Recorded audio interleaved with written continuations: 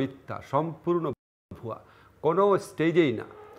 আমার সাথে যারা আপনার ওই সময় ডিসাইড করছিল কে কি হবে তবে আপনাকে খুলে বলি, তারিখ রাতে যখন গভীর রাতে রাত 1টার সময় 5 তারিখ যখন বঙ্গভবন থেকে আমি নাহিদ, আসিফ, তারপরে মাহফুজ ওদের সাথে যখন আমার কার্জন হলে দেখা হয়, তারা যখন জিজ্ঞেস করছিল আমি তখন ভেবেছিলাম স্যার হবে না, স্যার সবসময় বলেছিলাম সালেউদ্দিন স্যারের কথা বলেছিলাম, ওয়াহিদুদ্দিন মাহমুদ স্যারের কথা বলেছিলাম। আর যখন অন্য একটা পক্ষ থেকে যখন আমার সাথে আলাপ করা হয়েছে 6 তারিখ সকালবেলা, তারা বলেছিল যে মানে ইউনূস স্যার ছাড়া আর কে কে হতে পারে, তাদের যে ছিল অপশন হিসাবে সেখানেও আমার নাম আসে নাই। কোথা থেকে আসলো আমি কিছুই বুঝলাম না। ওকে, সম্পূর্ণ গুজব, সম্পূর্ণ কোনো পর্যায়ে না না না। এখন আপনার গুজব যেভাবে শোনেন, আমরা তো বাক স্বাধীনতায় অভ্যস্ত ছিলাম না 15 বছর। এখন বাক স্বাধীনতা আসছে সরকারের পক্ষ থেকে, ডিজিটাল সিকিউরিটি অ্যাক্টে কোনো মামলা করা হয় না, কাউকে কোনো বিড়ম্বনা করা হয় না, ক্ষুদ্র কিছু এক্সেপশন ছাড়া আর কি, অন্তত আমাদের বিরুদ্ধে বললে। ফলে যেভাবে পরে যা ইচ্ছা বলে যাচ্ছে, আমি বিস্মিত হতবাক হই। একদিন সকালবেলা শুনি 1000 কোটি টাকার মালিক হয়েছি, 3 বার অলরেডি আমি আমেরিকা পালিয়ে চলে গেছি, মানে উইথ মাই ফ্যামিলি। আর বোধহয় নিউ ইয়র্কের মধ্যে প্রায় 10-12টা বাড়ি কিনে ফেলেছি অলরেডি। যার যা মুখে আসে, আর মিনিমাম একটু কমন সেন্স নাই। আর মানুষের মধ্যেও না কেন জানি তো আরেকটা পারসেপশন আছে, সেটা হচ্ছে যে আপনি শুরু থেকেই অত্যন্ত প্রভাবশালী, যা কিছু ভালো হয়েছে কিংবা যা কিছু খারাপ হয়েছে তার দায়ভার অনেকটাই আপনার উপরে বর্তায়, যে আপনার উপরে এই বৈষম্যবিরোধী ছাত্র আন্দোলনের যে সমন্বয়করা লাইমলাইটে আছে তাদের উপরে আপনার প্রভাব অনেক বেশি, তারা আপনার সঙ্গে অনেক বেশি কনসাল্ট করেছে। একই সঙ্গে প্রফেসর মোহাম্মদ ইউনূসের উপরেও আপনার প্রভাব, আপনি গাইড কিংবা মিসগাইড এই দুই পক্ষকেই করেছেন, এবং সবটা মিলিয়ে যা কিছু শুরু হয়েছে এবং এই যে উপদেষ্টা কারা হবে না হবে সেখানে রাখা কাটার ক্ষেত্রেও আপনার একটা ভূমিকা ছিল। আমি প্রথমে ক্লিয়ার করি, আমার সাথে নাহিদ, আসিফদের মধ্যে নাহিদের সাথে শুধুমাত্র আন্দোলন চলাকালীন সময় হসপিটালে 3 মিনিটের জন্য কথা হয়েছিল।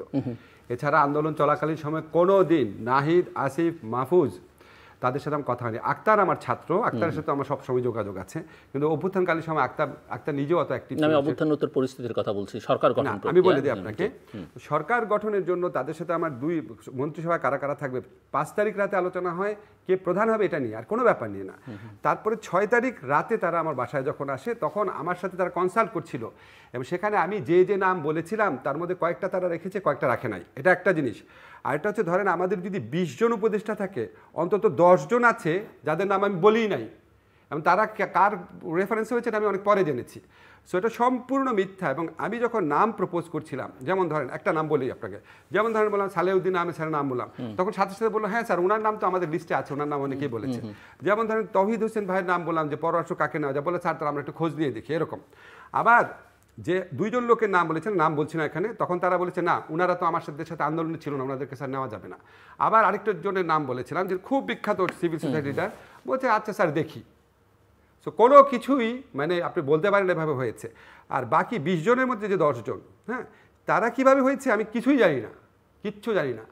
ফলে এটা ভুল। আরেকটা কথা হচ্ছে ইউনূস স্যারের ব্যাপারটা আমি একটু ক্লিয়ার করি। ইউনূস স্যার যেদিন দেশে আসেন, যেমন ধরেন উনি তো দেশে ছিলেন না, অনেক কিছু সম্পর্কে অবহিত ছিলেন না, তো উনি পরে যেসব ডাইরেক্টিভ দিয়েছেন জাতির সামনে বা বাইরে গিয়ে, সেগুলো অনেকেই মনে করেন যে এগুলো আসলে আপনি ইনফ্লুয়েন্স করেছেন বা আপনার দ্বারা ইনফ্লুয়েন্স, মানে আপনাকে ফার্স্ট মানে ইনফরমেশনের সোর্স হচ্ছেন আপনি। আমি একটু ব্যাখ্যা করি। একদম প্রথম দিকে আপনি খেয়াল করেন, স্যার যখন দেশে ফিরে আসছে, এখন আমাদের উপদেষ্টা মণ্ডলীতে যারা আছেন, যারা পুরুষ সদস্য আছেন, আমি ছাড়া আর সালেউদ্দিন ভাই আর 2-1 জন ছাড়া কারোর সাথে স্যারের সেই রকম ইন্টিমেসি ছিল না। এবং কোর্টে যে যাওয়া, স্যার যে বারবার কোর্টে যাচ্ছে, শেষ সময় স্যারের সবচেয়ে বাজে সময়, স্যারের সাথে বাইরে আপনার সামাজিক ব্যবসা সম্মেলনে যাওয়া, সেখানে আপনি যদি এই উপদেষ্টা মণ্ডলীর পুরুষ সদস্য বলেন, একমাত্র আমি ছিলাম। ফলে স্বাভাবিকভাবে স্যারের সাথে আমার 20 বছরের ঘনিষ্ঠতা। স্যার যখন দেশে আসলো 8 তারিখ আমি যখন বাসায় ফিরছি এয়ারপোর্ট থেকে, তখন স্যার আমাকে ফোনে ওনার বাসায় ডাকিয়ে নিলেন। সেখানে স্যারের বাসায়, গুলশানের বাসায়, ওই বাসায় জীবনে প্রথম গেছি কিন্তু তখন, সেখানে শত টিভি ক্যামেরা ছিল, তারা প্রত্যেকে দেখেছে আমি ঢুকছি। এবং আমার স্ত্রী আমাকে পরে বললো যে প্রায় 40 মিনিট যাবত স্ক্রল গিয়েছে, তো কিন্তু হ্যাঁ এটা সত্যি, কিন্তু এখন একদম ইকুয়াল। একদম আপনাকে খুব কনফিডেন্টলি বলতে পারে এবং এটা আমার জন্য খুব স্বস্তিকর। নাকি আপনি ওই যে যাদের নাম নিলেন বা আরো 2-4 জনের সঙ্গে তাদের কাছ থেকে খানিকটা পিছিয়ে পড়েছেন? না, পিছিয়ে পড়ার এখানে ব্যাপার না, আমরা টিম ওয়ার্ক হিসেবে কাজ করি, এবং ডেলিভারিটলি কিছু কিছু ক্ষেত্রে আমি নিজেকে সম্পূর্ণ উইথড্র করেছি। কারণ হয়েছে কি, মনে হচ্ছিল সব জায়গায় খালি আমি, যেমন ধরেন রাজনৈতিক দলগুলোর সঙ্গে যে মিটিংগুলো হয়েছে, সেই মিটিংগুলোতে আমাদের আদিল ভাই যখন দায়িত্ব নিল, উনি আমাকে কোনো কিছু করতে বললাম না, আমি করতে বললে আমি বলতাম ভাই আপনি প্লিজ আমাকে রাখেন না, সবাই মনে করছে সব কিছু আমি কেন, তো আমি ওখান থেকে সম্পূর্ণ উইথড্র করেছিলাম। তারপর ধরেন আমাদের যে প্রেস কনফারেন্স হয় সেখানে আমি পারতপক্ষে, আপনি দেখবেন আমি যাই না, খুব জটিল আইনগত ব্যাপার থাকলে আমি যাই, কারণ আমার কাছে মনে হয়েছে এটা তো এত বড় কর্মযজ্ঞ, এখানে অনেক ইকুয়ালি এবং আমার চেয়ে যোগ্য মানুষরা আছে, সবাই মিলে কাজ করুক। আমার মন্ত্রণালয়ের কাজই এত বড় যে এটা করেই তো আমি কুল পাই না, অন্য জায়গায় আমার হাত দেওয়ার দরকার কি, প্রশ্নই আসে না। প্রথম দিকে ইনফরমেশন গ্যাপ ছিল, কিছু কিছু ক্ষেত্রে কথা বলতে হতো, কিছু কিছু ক্ষেত্রে আপনার একটু বেশি ভূমিকা রাখতে হতো, বাট এটা 1-2 মাস পর আর নাই, এবং আই ভেরি হ্যাপি যে আমাকে প্রধানত আমার মন্ত্রণালয়ের কাজই করতে হয়। আপনি কতটা ভারতপন্থী, কতটা ভারত বিদ্বেষী? আশ্চর্য ব্যাপার হচ্ছে কি জানেন, আপনার মনে আছে জিল্লুর, আমাকে পাকিস্তান প্রেমী, পাকিস্তানের এজেন্ট এটা বলে আমার রুমে আগুন দেওয়া হয়েছে, আমার রুমে তালা দেওয়া হয়েছে, আমার হত্যার হুমকি দেওয়া হয়েছে, কতবার আপনি টক শোতে বিভিন্ন লোককে বলতে শুনেছেন এসব কথা। রাতারাতি মানে আমি হয়ে গেলাম ভারতের দালাল। তো আমার কাছে ফানি লাগে, এটা খুবই ফানি একটা সোসাইটিতে পরিণত হয়েছে কিছু মানুষ। মানে একটা লোক ওভারনাইট শেখ হাসিনা পতনের পর একটা পুরা পাকিস্তানপন্থী লোক হিসেবে অভিহিত, মিথ্যাভাবে অভিহিত 15 বছর যাবৎ, 15 দিনের মধ্যে সে ভারতের দালাল হয়ে গেল। আমি আপনাকে একটা ছোট্ট ঘটনা বলি। জামিল সাহেব যখন আপনি শিল্পকলা একাডেমির মহাপরিচালক হিসেবে নিয়োগ পেলেন, সেদিন 24 ঘন্টা প্রচারণা চললো আমি ভারতের দালাল। তারপরে তাজুল যখন আন্তর্জাতিক অপরাধ আদালতে চিফ প্রসিকিউটর হিসেবে নিয়োগ পেল, 24 ঘন্টা প্রচারণা চললো আমি পাকিস্তানের দালাল। তা আমি কি বলবো আর বলেন ভাই, ভেরি ক্লিয়ারলি বলি, আমি বাংলাদেশের দালাল, আমি বাংলাদেশের স্বার্থের ঊর্ধ্বে পৃথিবীর কোনো দেশ আমার কাছে কখনোই স্থান পায় নাই। এখন সমস্যা হয়েছে কি, আগে আমার ফেসবুক ছিল, আমি যাই, আমাকে কেউ অ্যাটাক করার আগে 50 বার চিন্তা করতো যে আমার তো অ্যাক্সেস আছে, আমি বলবো জিনিসটা। এবং আপনার মনে আছে জিলু, আপনি বলেন আপনার প্রোগ্রামে 8 মাস পরে আসছি, কিন্তু আপনার প্রোগ্রামে তো আমি প্রতি মাসে একবার আসতাম, অনেক বেশি প্রেজেন্স ছিল। যেহেতু আমার অনেক কাজের চাপ আছে, যেহেতু আমার গোপনীয়তার শর্ত আছে, এই সমস্ত কারণে আমি এখন ইচ্ছা মতো বলতে পারি না। কিন্তু আইডিয়ালি তো আপনাদেরই সবচেয়ে বেশি গণমাধ্যমের সামনে আসা উচিত এবং আসার কথা, পৃথিবীব্যাপী তাই হয়, কারণ আপনাদের তো জবাবদিহিতার মধ্যে থাকতে হবে, এবং যেহেতু আপনার ইলেক্টেড গভর্নমেন্ট না, পার্লামেন্ট নেই, আপনাদের তো আরো বেশি থাকবার কথা। জবাবদিহিতা একটা, আর গুজব, মিথ্যাচার না, আমি বলছি যখন আপনার কথা বলবেন না, আপনি নিজে বলছেন যে আমি বলি, আমি সাংবাদিক সম্মেলন, ধরেন সাংবাদিক সম্মেলন করছি, সেখানে আমি আগে কোয়েশ্চেন নিয়ে নিচ্ছি, প্রায়ই আমি আসি, কিন্তু ধরেন আমার বললো ভারতের দালাল, আমার বললো 10,000 কোটি টাকা, এখন সব কিছু তো সীমা থাকে। ধরেন জিল্লুর, আপনাকে একজন বলল যে জিল্লুর আপনি আসলে চোর, ওটা আপনার উত্তরে দিতে ইচ্ছা করবে না, সব কিছু তো সীমা আছে। আমি তো এখন আওয়ামী লীগের যারা দেশ ছেড়ে পালিয়ে গেছে তাদের ক্যাশিয়ার, তাদের সব টাকা আমার কাছে আছে। হ্যাঁ, এখন ধরেন মেসিকে কেউ কোয়েশ্চেন করলো যে ভাই আপনি আসলে ভালো খেলেন নাকি বাংলাদেশের অধিনায়ক ভালো খেলে, উনি কি এটা উত্তর দিবে?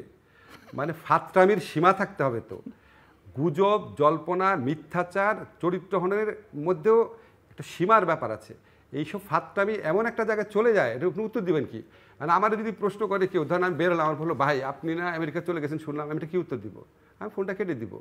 তা আমি জবাবদিহিতা তো অন্য জিনিস, আপনি যে এই গালাগালি, এই মিথ্যাচার, এইসব অশ্লীল অশ্রাব্য জিনিসের উত্তর তো দেওয়া যায় না। এখন আমি একটা প্রোগ্রাম বলছি না, আমার কেউ যদি বলে ভাই আমরা লোক মুখে শুনতে হলাম আপনার নাকি আসলে 3টা চোখ, আমি কি উত্তর দিব?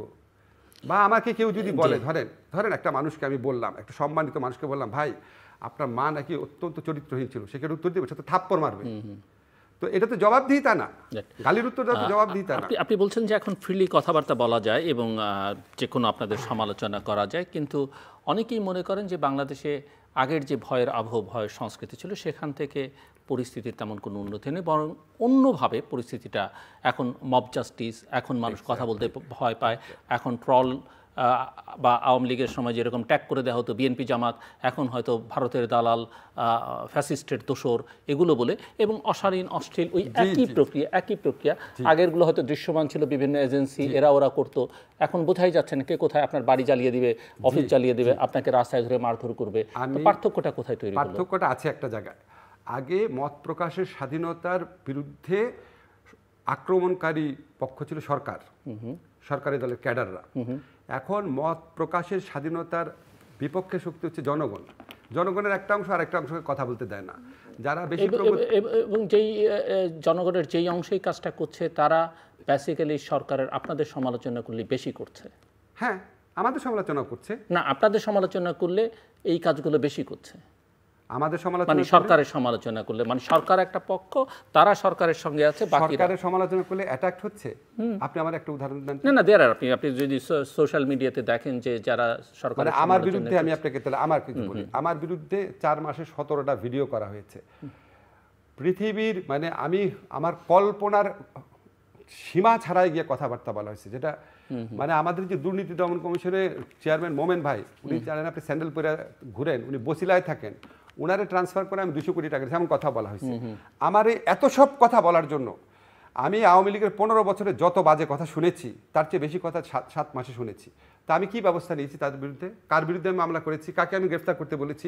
কাকে আমি হুমকি দিয়েছি? আপনি নেননি। যেমন আপনার সমালোচনা করলে আমি বুঝতে পারবো যে আপনি নিচ্ছেন কি নিচ্ছেন না, আপনি নিচ্ছেন না, কিন্তু এমন একটা গোষ্ঠী সমাজে তৈরি হয়েছে বা আছে, আমি আপনাকে বলি, এবং যেটা ধারণা যে আপনাদের আশ্রয় প্রশ্রয়, আমি আপনাকে মিন করছি না, সরকার বা সরকারের ভেতরের একটা অংশের আশ্রয় প্রশ্রয় বা সরকারের সঙ্গে সংশ্লিষ্ট একটা গোষ্ঠীর আশ্রয় প্রশ্রয় কাজটা হচ্ছে। এটা তো ধারণা। হ্যাঁ, আমি আপনাকে বলি, আমি আপনাকে, এবং এই ধারণাটা তখন প্রতিষ্ঠিত হয় যখন মনে করা হয় যে এই যে নতুন রাজনৈতিক দল হলো বা যা হচ্ছে বা তাদের যে ন্যারেটিভস বা বয়ান, সেগুলো সরকার কর্তৃক আশীর্বাদ পুষ্ট। সো একটা লিঙ্ক খুঁজে পাওয়া খুব ডিফিকাল্ট হয়। প্রথম ক্লিয়ারটা হচ্ছে, আমি স্পষ্টভাবে বলতে চাই, বাক স্বাধীনতার প্রতিপক্ষ আগে ছিল সরকার এবং তার দলের ক্যাডাররা। এখন বাক স্বাধীনতার প্রতিপক্ষ হয়ে গেছে বিভিন্ন জনগোষ্ঠী। একদল আরেক দলকে বলে সে বেশি ধার্মিক, আরেক দল আরেক দলকে বলে ধর্মীয় উন্মাদনা আছে, তৌহিদে জনতা, আরেক দল আরেক দলকে বলে নাস্তিক, তারপর বলে ভারতের দালাল, এই পাকিস্তানের দালাল। এগুলি জনগণের বিভিন্ন অংশ।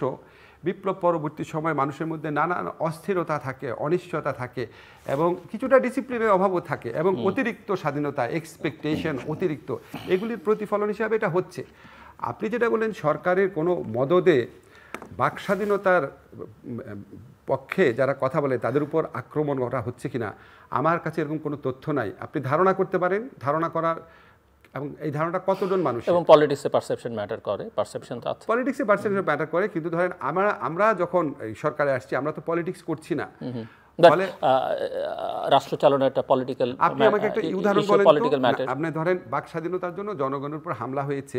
না হামলার কথা বলছি না, মানে ভয়, আপনি তো ভীতি সঞ্চার হচ্ছে, আপনি নিজে যেরকম শিকার, আপনি দেখবেন যে এইরকম বহু মানুষ, আপনি বলে, আমি বলি ভীতিটা কোথায় সঞ্চার হচ্ছে, আমি আপনাকে বলি। জনগণের একটা অংশ যখন আরেকটা অংশকে অ্যাটাক করছে, ধরেন বাড়ি ভাঙার ঘটনা ঘটছে, তারপরে ধরেন রাস্তাঘাটে মেয়েদেরকে যখন এটা করছে, এটার কারণে সামাজিকভাবে কিছু সময়ের জন্য হলেও, গত কিছু সময়ের জন্য একটা ভয় তৈরি হয়েছে, মব জাস্টিসের ব্যাপারে ভয়টা তৈরি হয়েছে। আপনি যদি বলেন সরকার এটার পিছনে কোনো প্রণোদনা বা উৎসাহ আছে নাকি, নাই, জিরো। আপনি যদি বলেন এটাকে দমন করার ক্ষেত্রে সরকারের ব্যর্থতা আছে নাকি, হ্যাঁ থাকতে পারে। এটাকে দমন করার জন্য সরকারের যতটুকু কঠোরতা দেখানো দরকার ছিল সেটা আপনি সমালোচনা করতে পারেন, সেটা সমালোচনার অবকাশ আছে। কেন আইন শৃঙ্খলা পরিস্থিতির উন্নতি করা গেল না 8 মাসে? আইন শৃঙ্খলা পরিস্থিতি একটা আমি বলি জিল্লুর, ধরেন আমরা যখন ধরেন আইন শৃঙ্খলা পরিস্থিতির কার্ভ আছে, হ্যাঁ, একটা সময় খুব খারাপ থাকে, ধরেন গত 3 দিন যাবত একটু ভালো, আবার একটু খারাপ হয়ে যায়, কার্ভ আছে। একটা সময় কিছু কিছু সময় মনে হয় আইন শৃঙ্খলা পরিস্থিতি খুবই খারাপ, কিছু কিছু সময় মনে হয় মোটামুটি সহনীয়, এরকমভাবে গেছে কিন্তু সময়টা। এখন আপনি যদি ঠিক বাংলাদেশে অপরাধের, আমি জানি এটা শুনতে মানে মনে হবে আমি ট্র্যাডিশনাল মন্ত্রীর মতো কথা বলছি, আপনি যদি অপরাধের স্ট্যাটিস্টিক্স দেখেন তাহলে আমাদের অপরাধ প্রবণতা বাড়ে নাই, কিছু ক্ষেত্রে বরং কমেছে। কিন্তু এখন হয়েছে কি, এখন আমাদের মধ্যে হয় কি যে এত রক্ত দিয়ে এত আত্মত্যাগ করে এরকম একটা সোসাইটিতে এখন কেন এটা হবে, এটা স্বাভাবিক প্রশ্ন, স্বাভাবিক মানুষের যন্ত্রণা, ফলে এটাকে বেশি অনুভূত হয়, এখন অসুখটা রোগটা বেশি অনুভূত হয়। আরেকটা হচ্ছে কেন তারপরেও আমরা প্রত্যাশিত মাত্রায় আইন শৃঙ্খলা পরিস্থিতি রাখতে পারি নাই, অনেক সময় পারি নাই। এটা কারণ কি জিল্লুর, বাংলাদেশে সবচেয়ে বেশি কোন প্রতিষ্ঠানটা রাজনীতিকরণ করা হয়েছে? পুলিশের করা হয়েছে না? ঘোষণা দিয়ে গোপালগঞ্জের পুলিশ, ছাত্রলীগের পুলিশ নেওয়া হয়েছে না? এখন আপনি ধরেন এই যে পুলিশ বাহিনী আছে, যারা ছাত্রলীগের পুলিশ, গোপালগঞ্জের পুলিশ, আওয়ামী লীগের লোকের আত্মীয় স্বজন, আওয়ামী লীগ দলের ক্যাডাররা, তারা রাতারাতি চেঞ্জ হয়ে যাবে? সম্ভব? এটা 1 নম্বর সমস্যা। 2 নম্বর সমস্যা দেখেন, 15টা বছর একটা ফ্যাসিস্ট শক্তি ক্ষমতায় ছিল, তো পুলিশের আপার টায়ারে যত লোক দেখেন, আপার টায়ারের ধরেন 10% তারা সবাই আওয়ামী লীগের লয়ালিস্ট ছিল। তো 10%কে সরায় যখন আপনি লোয়ার টায়ারে আনতে যান তখন দেখা যায় তারা 15 বছর যাবৎ বঞ্চিত, 20 বছর যাবৎ বঞ্চিত। তারা যত ভালো অফিসারই হোক 15 বছর 20 বছর যাবৎ তারা ওএসডি বা চাকরিচ্যুত। তো তাদেরকে যখন আমি বড় পোস্টে বসাই তার সাথে তো পুলিশের কোনো কানেকশন নাই। তাদের মধ্যে আবার অনেকে গোপালগঞ্জের পুলিশ, ছাত্রলীগের পুলিশ। সো মাঝে মাঝে আমি দেখি সবাই স্বরাষ্ট্রমন্ত্রীর সমালোচনা করেন, এটা যে কত টাফ। আমি আপনাকে বলি, আমাদের যত মন্ত্রণালয় আছে সবচেয়ে কঠিন কাজ হচ্ছে স্বরাষ্ট্র মন্ত্রণালয়, কারণ এই পুলিশ নিয়ে কাজ করতে হয়। এটা হলো মানে আমাদের ফাংশনাল কারণ। আরেকটা কারণ হচ্ছে কি, মানুষের মধ্যে হয় কি, আমরা ধরেন সাদত ভাইদের মুখে বিচিত্রা শুনতাম, দেশ স্বাধীন হওয়ার পর মানুষজন আনরুলি হয়ে গেছে, এ ওরে মারে, এ ওরে ধরে, হয়েছে তো ওরকম ঘটনা। হ্যাঁ, এখন হয়েছে কি, আপনার এত বড় একটা ফ্যাসিস্ট শক্তির যারা পতন ঘটাইছে বা ধরেন ক্ষোভটা মিটিয়েছে, ওদেরকে রাতারাতি আপনি খুব ডিসিপ্লিন করে ফেলতে পারেন না। কিছু ক্ষেত্রে সত্যি এটা সমস্যা হয়, আমাদের কষ্ট লাগে। আপনার কাছে আমি মুখ বড় করে বলতে পারবো না আইন শৃঙ্খলা রক্ষার ক্ষেত্রে আমরা প্রত্যাশিত সাফল্য দেখেছি না। মানুষের যে কষ্ট, মানুষের যে কমপ্লেন, মূল কমপ্লেন হচ্ছে আইন শৃঙ্খলা পরিস্থিতি নিয়ে। এবং এখানে আমাদের শুধু একটা কথাই বলতে চাই, আমাদের সর্বাত্মক প্রচেষ্টা আছে, কিন্তু আমরা একটা ধ্বংসস্তূপ করা প্রতিষ্ঠান নিয়ে কাজ করছি।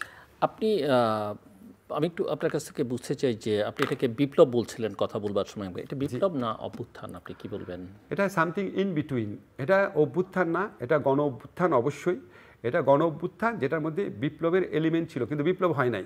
হয়তো এটা আরও কিছুদিন লিঙ্গার করলে, মানুষের মধ্যে রেজিস্ট্যান্স আসলে, মানুষের মধ্যে একটা প্রতিরোধ আসলে, যেটা কিছু ক্ষেত্রে হয়তো একটা স্টেজে সশস্ত্র হতে পারত টু সাম এক্সটেন্ট, সেটা বিপ্লবের সম্ভাবনা। সম্প্রতি আপনার একজন কলিগ বলেছেন একটি ভিডিও বা ইন্টারভিউতে বা ভিডিও বার্তা যেভাবেই বলি না কেন, যে 5 তারিখে শেখ হাসিনা বিদায় না নিলে সশস্ত্র লড়াইয়ের প্রস্তুতি তাদের ছিল। সেটা আমি ঠিক কতটুকু সশস্ত্র লড়াইয়ের কথা বলেছে আমি জানি না, তবে জিল্লুর আমি আপনাকে একটা কিছু মনে করাই দিই। এরশাদের বিরুদ্ধে আপনি সাক্ষী, আমি দুজনই সাংবাদিক ছিলাম। এরশাদের বিরুদ্ধে ছাত্রদল, জাসদ, তাদের যে লড়াইটা ছিল ওটার মধ্যে সশস্ত্র এলিমেন্ট ছিল না জিল্লু? সশস্ত্র এলিমেন্ট ছিল, আপনি যখন ঘোষণা দিয়ে বলেন, কেউ ঘোষণা দিয়ে তখন বলেনি যে আমরা সশস্ত্র না, সেটা বলে নাই। কিন্তু যখন বলে যে আমাদের সশস্ত্র লড়াই, সশস্ত্র হয়তো ইচ্ছা ছিল, প্রস্তুতি ছিল নাকি আমি জানি না, হয়তো ইচ্ছা ছিল। কারণ আপনি যদি দেখতেন আজকে, মানে আমরা প্রথম আগে এটা স্বীকার করে নেই, বাংলাদেশের সরকারগুলোর বিরুদ্ধে যে আন্দোলন হয়েছে সেখানে কোনো না কোনো মাত্রায় সশস্ত্র এলিমেন্ট ছিল সব, বিশেষ করে গণ অভ্যুত্থানে, এরশাদের বিরুদ্ধে গণ অভ্যুত্থানে। এখন এরশাদ 9 বছরে মেরেছে 40 জন মানুষ, আর শেখ হাসিনার সরকার 2 সপ্তাহে মেরেছে কমপক্ষে 1000 মানুষ। কত বড় নির্মম হত্যাকারী, কত বড় নির্মম শক্তি। তো এইটা যদি আমাদের 5ই অগাস্টের পরে ধরেন সেনাবাহিনী যদি ছাত্র জনতার পক্ষে না দাঁড়াতো, তারা যদি সমানে জনগণ, আপনি তো মানে বডি ল্যাঙ্গুয়েজ সব মিলিয়ে, আমি আপনাকে একটা কথা বলি, আমাদেরকে প্রত্যেকটা জিনিস পার্সপেক্টিভ অনুযায়ী দেখতে হবে। আমাদের যে সেনা প্রধান আছে, ওনার একটা ঐতিহাসিক রোল ছিল এই গণ অভ্যুত্থানের পক্ষে। এটা কারো তুচ্ছতাচ্ছিল্য করা উচিত না। উনি কিন্তু করা হচ্ছে তো না, হচ্ছে আমি উচিত, উনি কিন্তু করা হচ্ছে তো না, হচ্ছে আমি উচিত না বলছি, হচ্ছে যারা, এটা তো ভাই সব জায়গায় তো মবক্রাসি চলতেছে। এখন আপনার এটা বুঝতে হবে যে উনি শেখ হাসিনার নিয়োজিত সেনা প্রধান ছিলেন, উনি শেখ হাসিনার আত্মীয় ছিলেন। উনি এরকম একটা সময়, এখন আপনার মানুষের অবদানকে ছোট করার জন্য নানান কথা বলা হয়, আপনার ক্ষেত্রে হয়, আমার ক্ষেত্রে হয়, যে যারে বলতেছে সবাই সবার গালি দিচ্ছে, সবাই সবাইকে দোষ দিচ্ছে। ইউনূস স্যারের অবদান ছোট করছে না, উনি কি করেছে, জুলাই গণঅভ্যুত্থান, এসব প্রশ্ন তোলা হয় না, আপনার প্রশ্ন তোলা হয় না, আমার প্রশ্ন তোলা হয় না, আপনি নাকি ভারতের দালাল, আমি ভারতের দালাল, সবই তো বলা হচ্ছে। এই যে সামগ্রিক আক্রমণ প্রক্রিয়া, এই আক্রমণটা সম্ভবত উনার ক্ষেত্রে আসতো না, যেহেতু উনি একটুখানি ওপেন আপ করেছে, কিছু কিছু ব্যাপারে কথা বলা শুরু করেছে, নাহলে এই সুযোগটা থাকতো না। আমি ব্যক্তিগতভাবে আপনাকে বলি, এটা আমার ব্যক্তিগত অভিমত, আমি কাছের থেকে দেখে আমার কাছে মনে হয়েছে এই গণ অভ্যুত্থানের প্রতি উনার প্রচণ্ড শ্রদ্ধাবোধ আছে। ওনার সাথে যখন আমার কথা হয়, উনি বারবার 2টা কথা বলেন। হ্যাঁ, এখন ধরেন আপনি বলতে পারেন আচ্ছা সেনাপ্রধান এগুলো বলতে পারেন নাকি? ভাই, এরকম একটা প্রায় বিপ্লব গণ অভ্যুত্থানের পরে মানুষের আর ডিফাইন্ড রোল থাকে না, অনেকের ডিফাইন্ড রোল তো একার্থে স্টেকহোল্ডার, কারণ তারা যদি সমর্থন না রাখে বা তারা যদি অন্য কোনো ভূমিকা যায়, সরকার তো উনারাও তো একদম আনস্টেবল হয়ে যায়। এক্স্যাক্টলি, উনারা যে সেনাবাহিনী যে রোলটা রেখেছে, সেনাপ্রধান যে রোলটা রেখেছে, উনারাও তো গণ অভ্যুত্থানের একটা কম্পোনেন্টে পরিণত হয়েছে, দেরিতে হলেও। ফলে ওনার সাথে যখন আমার ব্যক্তিগতভাবে বিভিন্ন সময় দেখা টাকা হতো, প্রথম দিকে বেশি দেখা হতো বিভিন্ন প্রোগ্রামে, ওনাকে দেখতাম ওনার 2টা ব্যাপারে খুব আকাঙ্ক্ষা আছে। একটা হচ্ছে কিছু সংস্কার যেন করা হয় দেশে, আরেকটা হচ্ছে যে আমাদের একটু মানে দেশ আনস্টেবল যেন না হয়ে পড়ে তাড়াতাড়ি করে ইলেকশন প্রসেস আসার জন্য। আমার কাছে মনে হয়েছে ওনার সবসময় আশঙ্কা থাকে কি ইলেকশন যত দেরি হবে তত দেশের মধ্যে বিভিন্ন ধরনের চক্রান্ত ষড়যন্ত্র হতে পারে। আরেকটা কথা উনি সবসময় বলতেন, উনি আর্মিকে বেশি দিন বাইরে রাখতে চান না, সম্ভবত 1/11 এক্সপিরিয়েন্সের কারণে আর্মির মধ্যে সিভিলিয়ান ভাইস ঢুকে যেতে পারে। আমি ফ্র্যাঙ্কলি আপনাকে বললাম, তো আমার কাছে ওনাকে যেভাবে পোট্রে করা হয় কিছু কিছু মাধ্যমে আমার কাছে মনে হয় অবিচার করা হয় এবং উস্কানিমূলক বক্তব্য দেওয়া হয়। এবং এবং আপনি যেটা তবে বলছেন, আপনাকে এটাও বলে রাখি আমি এটাও বলে রাখি with due respect to Waqar ভাই, উনি আপনার এই যে ইনক্লুসিভ ইলেকশন এই ধরনের কথা যদি উনি না বলে এটা ভালো, কারণ উনি না বললে ভালো, কিন্তু যখন আপনারা পরিষ্কার করে বলেন না তখন অ্যাজ এ স্টেক হোল্ডার তিনি যদি বলেন, কারণ তারও এখানে স্টেক আছে, তার সশস্ত্র বাহিনীর স্টেক আছে, এবং উনি যেহেতু লিড করছেন বলতেই পারেন। বলতে পারেন, তবে হয় কি আপনার কারণ আমরা তো ঠিক 2007-8 যা দেখেছি সেই হিসেবে ওনারা তো প্র্যাকটিক্যালি কিছুই বলছেন না, করছেন না। জি আমি বলি আপনাকে, বলতে পারেন। ধরেন আপনার অগাস্টের মাসের প্রথম 2-1 দিন, প্রথম 1-2 সপ্তাহ তখন যদি বলতেন, এখনকার রোলটা তো ডিফাইন, তখন বললে তো মনে হতো যে উনি প্রভাব বিস্তার করবার চেষ্টা করছেন। কিন্তু এখন যেহেতু সমাজে নানা মহল থেকে নানা রকমের প্রশ্ন উঠছে, রাজনৈতিক দলগুলো থেকে নানান কথা উঠছে, ইভেন আমি তো পলিটিক্যাল পার্টিগুলোকে এটাকে নিয়ে খুব বেশি আমি আপনাকে বলি, ধরেন পৃথিবীতে কে ভালো কাজ করছে, কে ঠিক করছে, কে বেঠিক করছে, এটা তো আমার কথায় নির্ণীত হবে না। আপনার বক্তব্য সঠিক হতে পারে, কিন্তু আমার মতে মানে দেশে যেই পরিমাণ সেন্সিটিভিটি তৈরি হয়েছে আওয়ামী লীগের সম্পর্কে, আওয়ামী লীগের সভানেত্রী লেথাল ওয়েপন ইউজ করার জন্য আদেশ দিচ্ছেন, এই করছেন সেই করছেন। আওয়ামী লীগের সকল পর্যায়ের নেতৃবৃন্দ, সবচেয়ে ভালো নেত্রী যেটা দেখেন সেটার পিছনেও সেও একটা না একটা কুৎসিত নির্বাচনে ইলেক্টেড লোক। তো এরকম পরিস্থিতিতে এটা নিয়ে মানুষের মধ্যে প্রচণ্ড সেন্সিটিভিটি কাজ করে। ধরেন আপনাকে আমি ফ্র্যাঙ্কলি বলি, আমি ফ্র্যাঙ্কলি বিশ্বাস করি, ভুলে যান আমি উপদেষ্টা, আমি মানুষ হিসেবে বিশ্বাস করি আওয়ামী লীগকে আবার যদি নির্বাচনের সুযোগ দেওয়া হয়, আওয়ামী লীগ দেশকে আবার দোজক বানানোর চেষ্টা করবে। তার কাছে এত টাকা আছে এবং তার মধ্যে কোনো রিমোর্স নাই। সে যেটা করেছে এই জুলাই হত্যাকাণ্ড, এটা কোনো রিমোর্স নাই। তো যার রিমোর্স নাই এবং যার কাছে এত টাকা আছে, যার কমপক্ষে 15-20% মানুষ যাদের অন্ধ সাপোর্টার, তারা দেশকে আবার মানে দোজক বানায় ফেলার মতো ক্ষমতা। কিন্তু সেই সিদ্ধান্ত কে নেবে? না, সেই সিদ্ধান্ত কে নেবে? এটা নেবে পলিটিক্যাল, আমি আপনাকে বলি, সেই সিদ্ধান্ত পলিটিক্যাল পার্টি নেবে, সেই সিদ্ধান্ত বিচারিক প্রক্রিয়া আসতে পারে, সেই সিদ্ধান্ত নির্বাচন কমিশন নিতে পারে। আমি ব্যক্তিগতভাবে মনে করি এই বিষয়টা নিয়ে আর্মি চিফ আপনার যদি কথা না বলেন ভালো হয়, বুঝছেন? ওনার এই বিষয়ে কথা বলে উনি নিজেকে এক্সপোজ করে দিচ্ছেন, কারণ এই আকাঙ্ক্ষার বিপক্ষে বহু মানুষ আছে। ইনক্লুসিভ ইলেকশনের কথা তো প্রায় সবাই বলছে, মানে একটা স্ট্যান্ডার্ড ইলেকশন মানেই তো ইনক্লুসিভ ইলেকশন, ইভেন জাতিসংঘ বলছে। জি, জাতিসংঘ বলেছে, জাতিসংঘ ইনক্লুসিভ ইলেকশন বলে নাই জিল্লুর, জাতিসংঘ বলেছে দল নিষিদ্ধ করার বিপক্ষে। আমি আপনাকে দুটো জিনিস ক্লিয়ার করি, জাতিসংঘের রিপোর্টে ইনক্লুসিভ ইলেকশন বলে নাই, জাতিসংঘের রিপোর্টে বলেছে দল যেন নিষিদ্ধ করা না হয়। অন্তর্ভুক্তিমূলক ইলেকশন, ইনক্লুসিভ ইলেকশনের কথা বলা মানে ফ্যাক্ট ফাইন্ডিং রিপোর্টে না, অন্য এমনিতে না।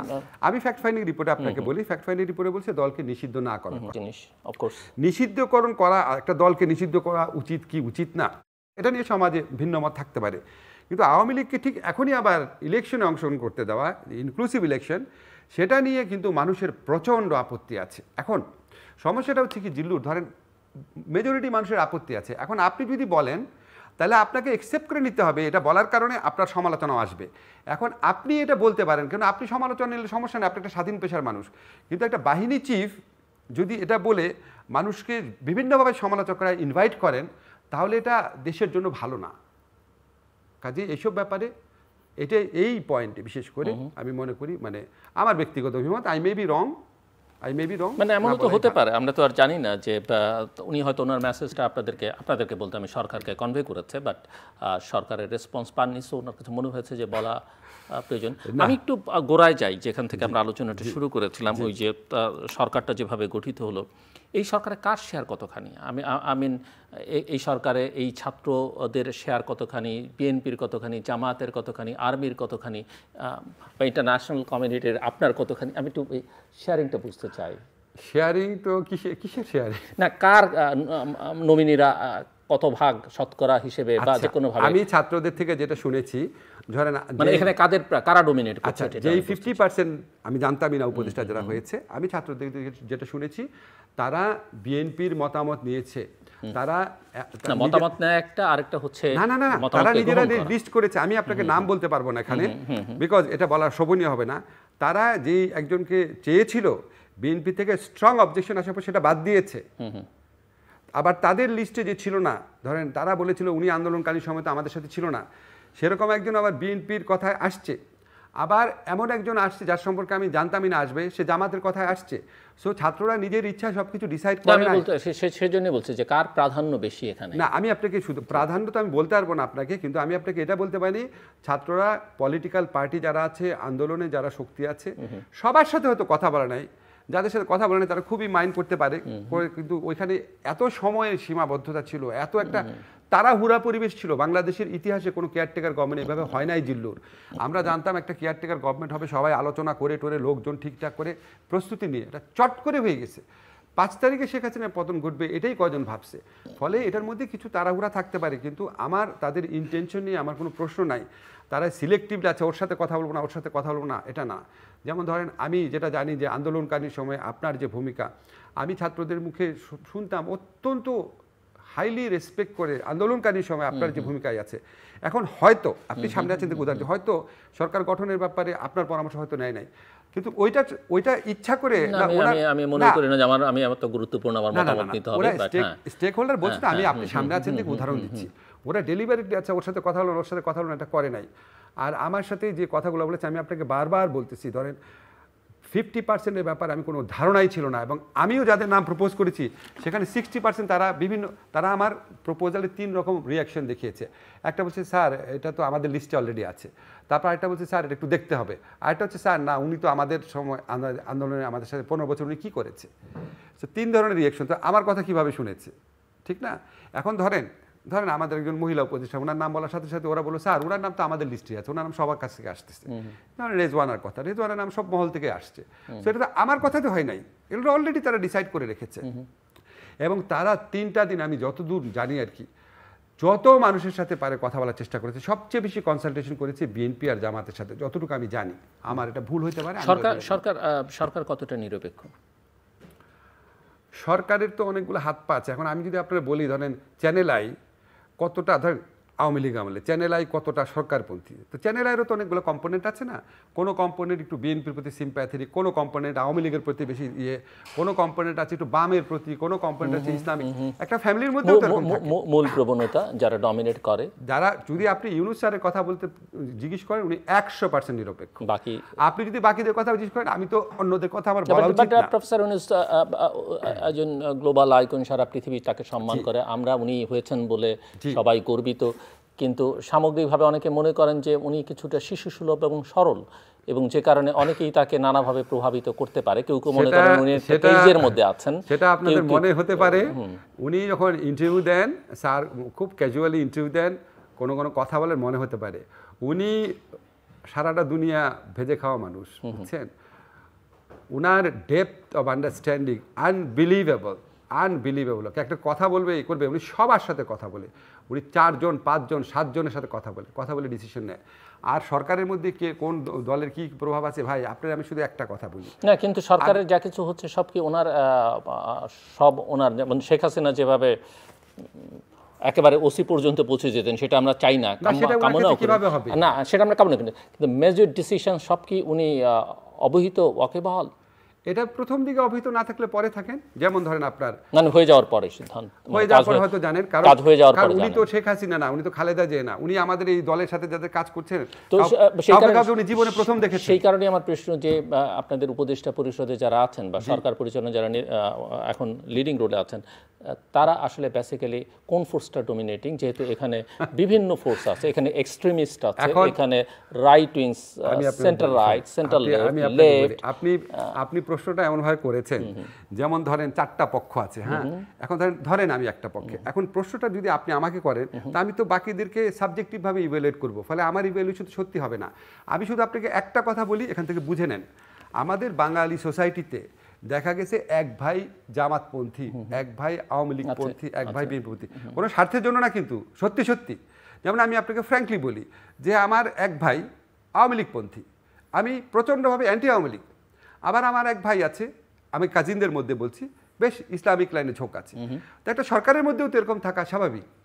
আওয়ামী লীগপন্থী কেউ নাই, কিন্তু ধরেন কারো একটু জামাতের রাজনীতির প্রতি মায়া থাকতে পারে, কারো বিএনপি রাজনীতির প্রতি একটু মায়া থাকতে পারে, কারো বামদের প্রতি বেশি মায়া থাকতে পারে। এখন আমি তো সাবজেক্টিভভাবে, আমি তো এগুলি অবজেক্টিভলি পরিমাপ করা যায় না, কিন্তু অ্যাজ এ হোল যখন আমরা একসাথে বসি বা স্যারের বাসায় কয়েকজন মিলে বসি, আমরা চেষ্টা করি যে, খুব চেষ্টা করি যখন ডিসকাশনের পর্যায়ে যায় কোনো রকম পার্সিয়ালিটি যেন না হয়। কার মনে কি আছে জানি না, কিন্তু আলোচনার মাধ্যমে আমরা ডিসিশন নিলাম, আপনি বলছেন কোন আলোচনার মাধ্যমে ডিসিশন নিলাম যে আমরা জামাতের পক্ষে একটা সিদ্ধান্ত নিব, বিএনপির পক্ষে। Never it happened. ওকে, আপনি যেহেতু বলছেন আপনারা কোনো পার্সিয়ালিটি করছেন না, বাট নতুন যে রাজনৈতিক দলটি গঠিত হয়েছে অনেকেই মনে করেন যে এর সঙ্গে সরকারের প্রত্যক্ষ বা পরোক্ষ বা সরকারের একটা বড় গোষ্ঠীর বা একটা প্রভাবশালী অংশের বেশ ভালো সম্পর্ক আছে। সো মানুষ কিভাবে মনে করে? তাহলে আমি আমাকে দিয়ে বলি আপনাকে, আমার সাথে তো বিএনপির বহু নেতার খুব ভালো সম্পর্ক। না, সেটা থাকতেই পারে, হ্যাঁ থাকতে পারে। সেটা থাকা আর এক ধরনের রাজনৈতিক সম্পর্ক থাকা, রাজনৈতিক সম্পর্ক মুহূর্তে আশীর্বাদ, ব্লেসিংস, গাইডেন্স, বা আমি আজকে না হয় ভবিষ্যতে এই দলটা করব, আমি পেছন থেকে দলটা গঠনের প্রক্রিয়া আছি, আমি আপনাকে অ্যাডভাইজারি রোলে আছি। আমি আপনাকে অন রেকর্ড গ্যারান্টি দিয়ে বলছি আপনাকে যে আমার যদি ব্লান্ডার না হয়ে থাকে, আমাদের উপদেষ্টা পরিষদের কেউ ছাত্রদের রাজনৈতিক দলের সাথে যুক্ত হবে না, কেউ না। যদি হয় তাহলে আমার সারা জীবনের জাজমেন্ট আমি মনে করব। কেউ যদি না হয় তাহলে আপনি যখন বলছেন এই ছাত্র সংগঠন, আমি একটু জিল্লুর বলি, এই রাজনৈতিক সংগঠন করবার সময় তারা একটা সার্ভে করেছে, এবং সেই সার্ভে করবার সময় তাদের ফেসবুক পোস্ট থেকে, মানে তারা ফেসবুকে পোস্ট দিয়েছে এই সার্ভে ফর্মটা, এবং যারা দিয়েছেন তাদের মধ্যে এখনো উপদেষ্টা পরিষদের সদস্য আছেন। মানে সার্ভেটা পোস্ট করেছে, হ্যাঁ, যে এটা ভুল করেছেন। আমাদের এই সার্ভে পোস্ট করা উচিত না, যে করেছে আমি জানি না, অবহিত না, এটা করা উচিত না। আমাদের তো ভুল হতে পারে, কিন্তু আমি আপনাকে যে জিনিসটা বলতে চাচ্ছি, ধরেন মায়া, ভালোবাসা, স্নেহের কথা তো বললেন।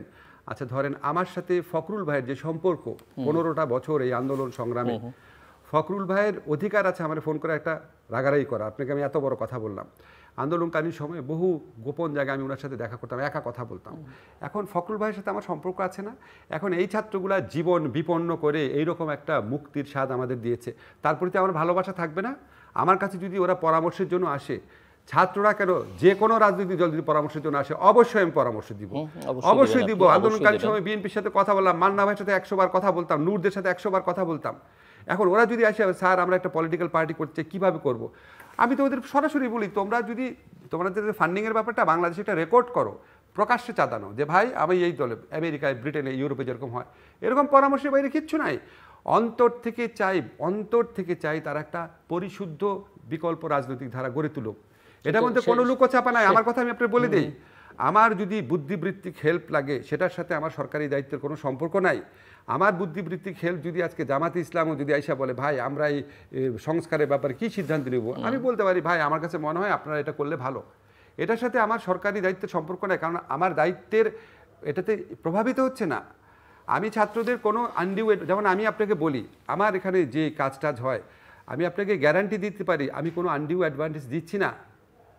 But that is a perception যে তারা নানান কিছুর মধ্যে আছে, এবং আপনি ফান্ড রেজিং এর কথা বলছেন, সেটা নিয়েও অনেক রকমের কথা আছে, আমি সেগুলো বলতে চাই না। এবং না অনেক রকম কথা থাকতে পারে, কিন্তু আপনাকে তো প্রমাণ দিতে হবে। জিল্লুর ভূমিকা না, প্রমাণ তো জিল্লুর, আপনিও তো কোটি আপনি ক্যাশিয়ার হয়েছেন না কি? কারকার ক্যাশিয়ার হয়েছেন, আমি 1000 কোটি টাকা মালিক। আমি পলিটিক্স করি না।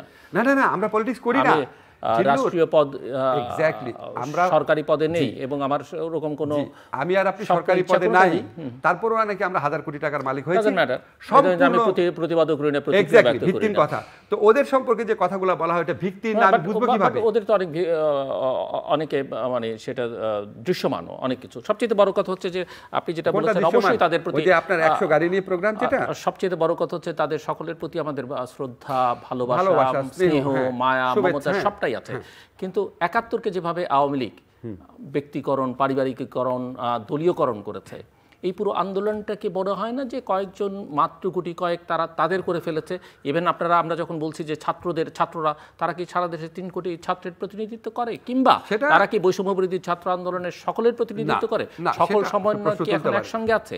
প্রাইভেট ইউনিভার্সিটিগুলো আছে তাদের সঙ্গে, মেয়েরা তাদের সঙ্গে সবাইকে আছে, জি মাদ্রাসা আছে নাকি সন্দেহ আছে। আপনি এই প্রশ্ন তুলতে পারেন জিল্লুর, এটা তুলতে পারেন, ভ্যালিড প্রশ্ন সমাজে থাকা উচিত। আমি আপনাকে একটা জিনিস বলি, আমরা শেখ হাসিনার আমলে 2টা জিনিস খুব ঘৃণা করতাম। একটা হচ্ছে মালিকানার রাজনীতি, যে বাংলাদেশের স্বাধীনতা সংগ্রাম তাদের পৈতৃক সম্পত্তি, এটা ছিল জনযুদ্ধ, কিন্তু এটা বানায় ফেলছে শেখ পরিবারের যুদ্ধ। যেহেতু শেখ পরিবার কেউ যুদ্ধে অংশ নিচ্ছে নাকি, মানে শেখ কামালও সরাসরি যুদ্ধে অংশ নিচ্ছে নাকি, এটা প্রশ্ন থাকতে পারে। আরেকটা হচ্ছে ট্যাগ দেওয়ার রাজনীতি। এখন ধরেন এই মালিকানার রাজনীতি, ট্যাগ দেওয়ার রাজনীতি, এটা ছাত্র সংগঠনের কারো কারোর মধ্যে আছে নাকি এই প্রশ্ন আপনি তুলতে পারেন।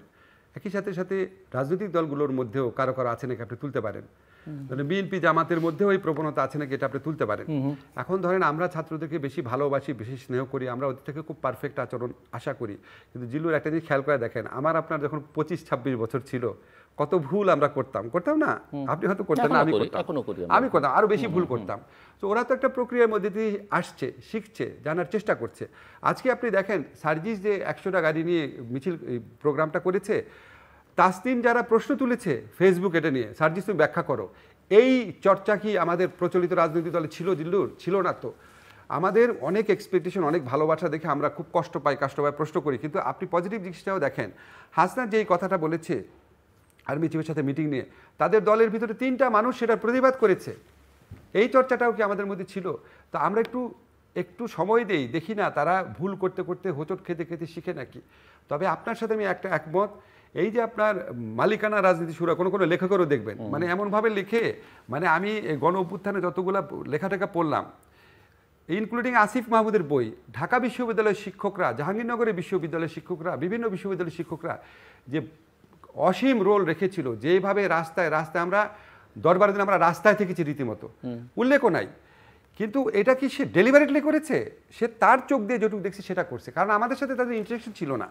ফলে কোনটা ডেলিভারেট না সেটা আমরা জানি না। কিন্তু আমি মনে করি জেনারেলি জিল্লুর এইসব মালিকানার রাজনীতি আর ট্যাগ দেওয়ার রাজনীতি, এটার থেকে যদি আমরা বেরোতে না পারি, তার মানে হচ্ছে আমরা শেখ হাসিনার বর্ষতা এখন স্বীকার করি।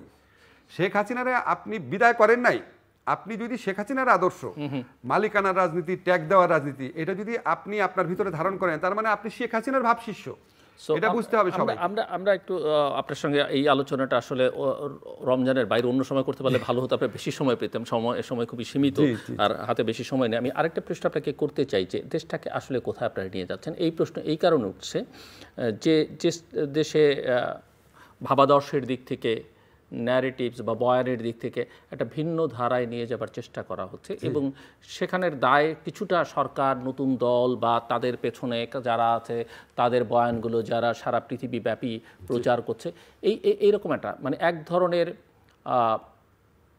উগ্রবাদ, এক ধরনের এক্সট্রিমিজম, যেভাবেই বলি না কেন, এটার একটা উৎপত্তি বা চর্চা এখন হচ্ছে। এটা আমাদের সেটা নানাভাবে উদাহরণ দিয়ে দেখানো যাবে, মেয়েদের উপরে কি হচ্ছে এটা হতে পারে। কিন্তু আপনি আবার এটাও লক্ষ্য করেন, ধরেন আজকে মাহফুজ যেভাবে মবের বিরুদ্ধে, এই আপনার উন্মত্ততা, মানে তৌহিদি জনতার নামে উন্মত্ততা, এইসবের বিরুদ্ধে মাহফুজ যে স্ট্যান্ডটা নিয়েছে, যেভাবে নিন্দিত হয়েছে স্ট্যান্ডটা নিয়ে, যেভাবেই নিজেকে ভালনারেবল করেছে, এই পজিটিভ সাইডগুলোও দেখেন। এবং আমরা যখন মাত্রা ছাড়া পর্যায়গুলি চলে গেছে, সরকারের পক্ষ থেকে যে বিভিন্ন ব্যবস্থা নেওয়া হয়েছে সেটাও দেখেন। ঠিক আছে, আমি নাম বলতেছি না, কিছু পত্রিকাতে বা কিছু পলিটিক্যাল পার্টির অফিসে বা কিছু সরকারের পক্ষ থেকে যে প্রতিরোধের চেষ্টা করা হয়েছে, এমনটা আমি একটা হাটগুটায় বসে আছি।